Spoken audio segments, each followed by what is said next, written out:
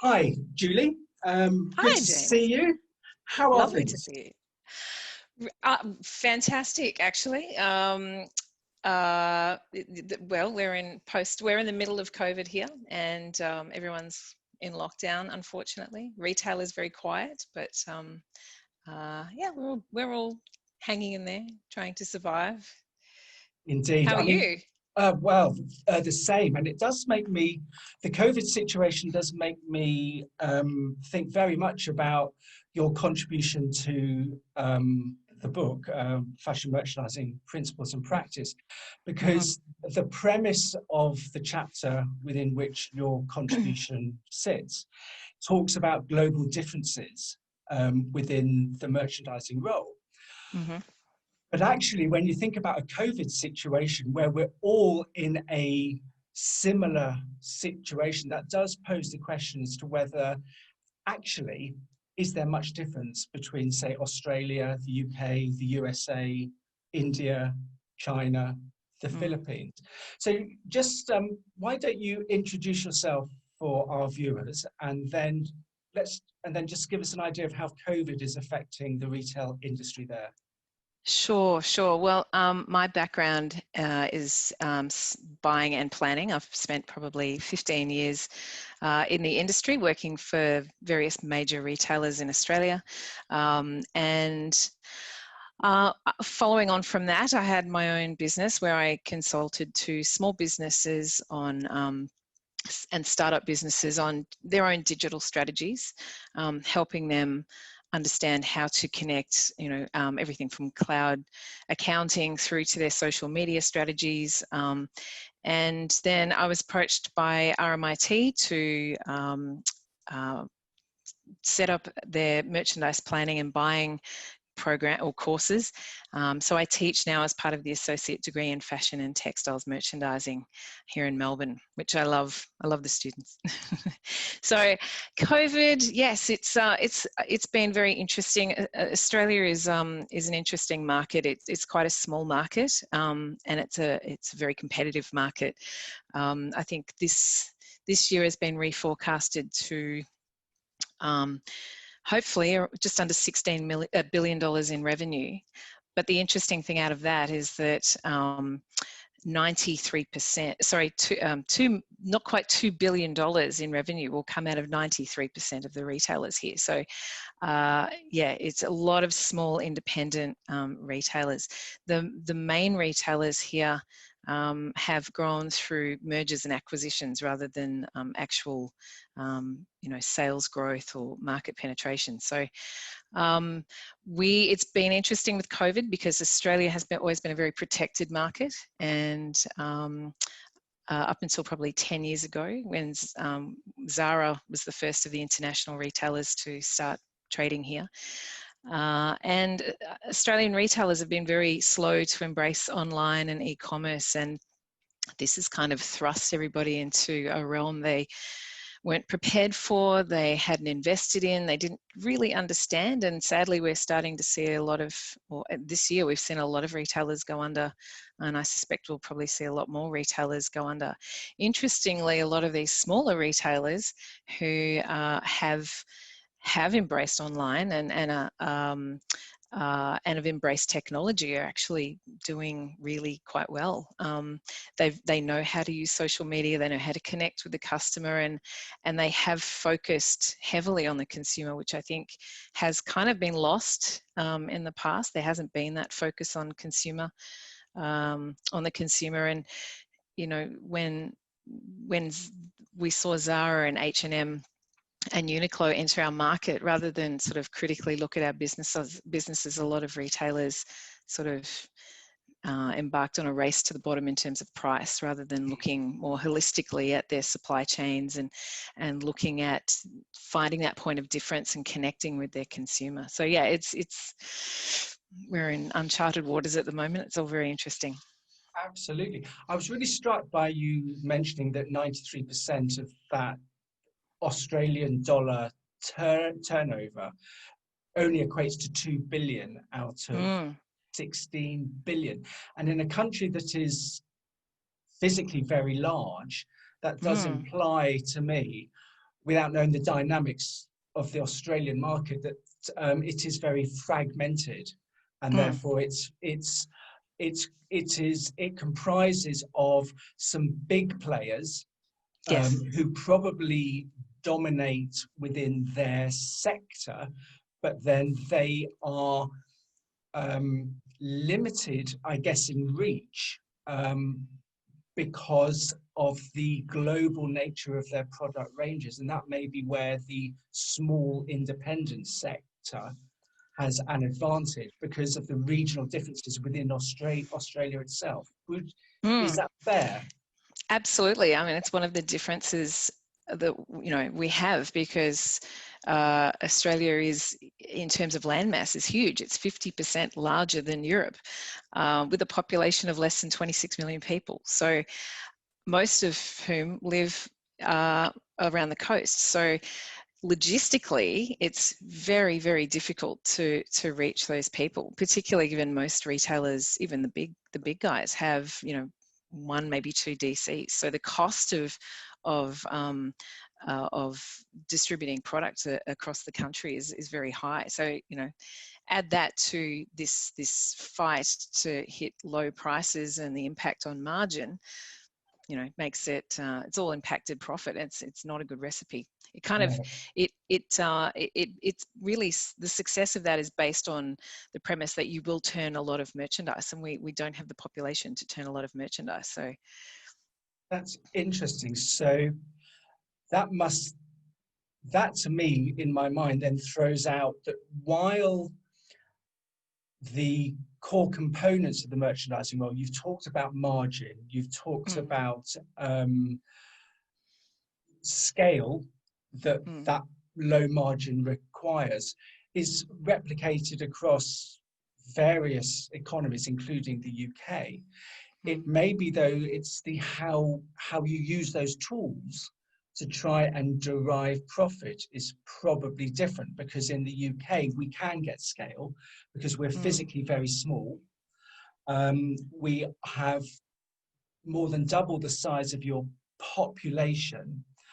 Logistically, it's easy to get product around the country, either from a central mm, DC or whether it's from a store to consumer, which is very much the Phoenix model here in the UK, where they tend not to have a large central DC, and a lot of product comes from store to consumer. So you might get product from Newcastle in the north of England from a Phoenix store there being delivered to somebody in Cornwall in the southwest. But that is logistically very easy, which then makes the margin pressures mm, less intense, I guess, because mm, we've got economy of scale. mm. So would you argue, therefore, that the differences, say, in the Australian market to the UK or even the US market is probably less around the tools of the trade, it's more about how they fit together in a Mm. successful way? Yes, definitely. It's very difficult to operate on that low margin, high turnover model here. Yeah. So the focus needs to be more on connecting with the consumer and providing much more than price. This is actually, and the feedback we often get from working out of Asia is that this is a very discerning market. Australians, they look for quality. They look for to be connected in, particularly the new consumer. They're looking to be connected more on like a social cause, or they look more to connect with the brand. So the margin and the turnover is just one element of a much bigger picture to connect with the consumer. Yeah, and I think the thing to note is, there is a ceiling on how much you can grow a brand in Australia. So often they look to, if a brand is to succeed, it needs to expand beyond Australian shores. And often that, the most logical one is New Zealand. So a lot of retailers will try to increase turnover by moving, by opening stores in New Zealand, or connecting with New Zealand. But this is where online has been fantastic, because you can try and increase that the volume that you're doing through that greater reach to consumers. You know, an excellent example would be there's a brand Sneaker Boy, for example, who found it was, for his high-end sneaker business, it was cheaper for him to set up a DC in Hong Kong, because it ended up that the bulk of his consumers, despite the fact he was based here and his showrooms were here, the bulk of his consumers were online shoppers out of Hong Kong. So he moved his DC, his distribution centre to Hong Kong, where he supplied from there. So you really have to look at the supply chain from end to end, not just one element of it, to be successful here. Now that's actually also very interesting, because it then changes the nature of the relationships that a merchandiser or indeed a buyer will have with the various parts of the value chain. I mean, you've already talked about Australia being vast, and then you've got that vast bit of water between Australia and Hong Kong. So in smaller locations such as the UK, it's very easy just to nip on a train and pop over to the DC and just sort out a problem there and then.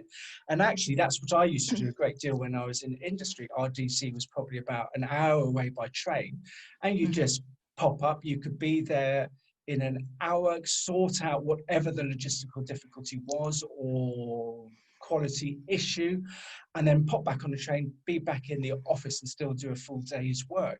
But where you've got time differences, which Australia has within itself, and then time differences within those stakeholders in different countries, that must make coordination of role quite an important aspect within the Australian B&M roles. Oh, absolutely. And look, that's, we're in the Southern Hemisphere. We have reverse seasons, and this is globalization. You know, the challenge of managing supply chain when you're so far away from production, it's you have to have a lot of coordination from every single part of the supply chain. It's not, you know, if you think about merchandising, or as we call it here, planning, it's not a role in isolation anymore. It's fully integrated in every single part of that supply chain, from design through logistics, production. It has to be. You know, and you think about now with more and more technology being introduced, and more integration of AI systems into the role to try and improve inventory management. And, you know, like, no role works in isolation anymore. They're all so heavily integrated. They have to be.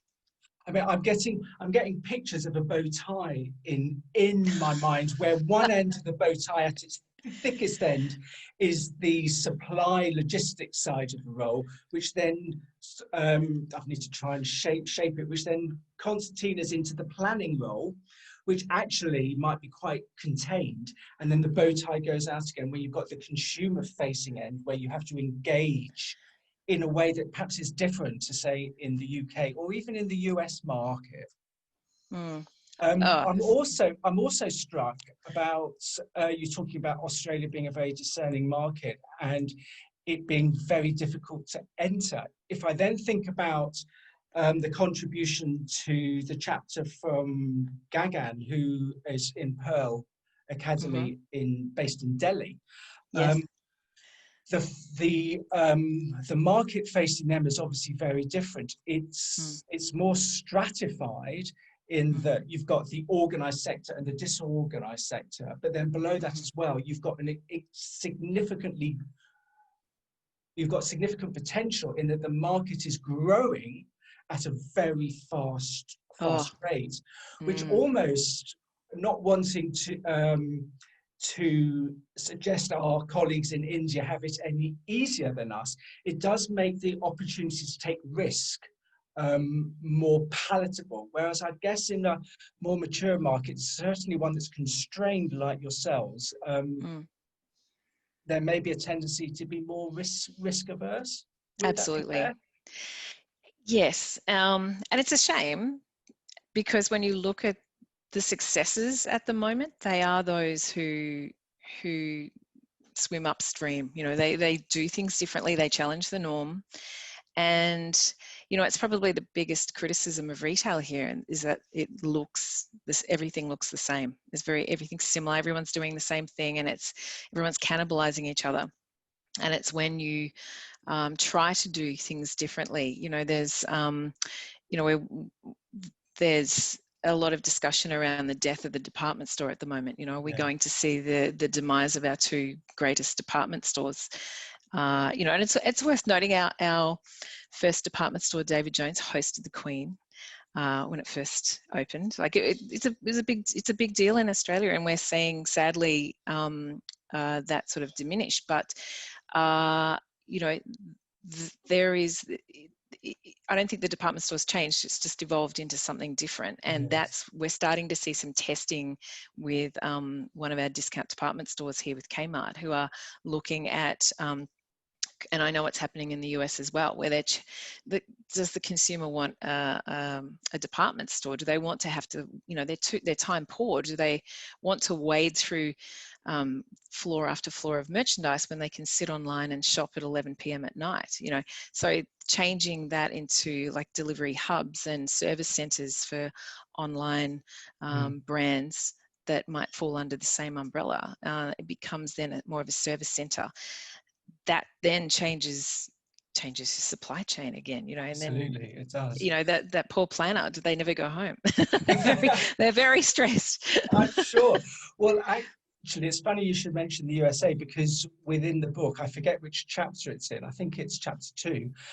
There's a very little focus point on Nordstrom Local, where they are redefining the role of their stores and creating local distribution centers which actually offers service. So the product may come from a central large store, but it goes to a local Nordstrom where they have fitting services, alteration services, they have personal stylists, they have mix and match opportunities.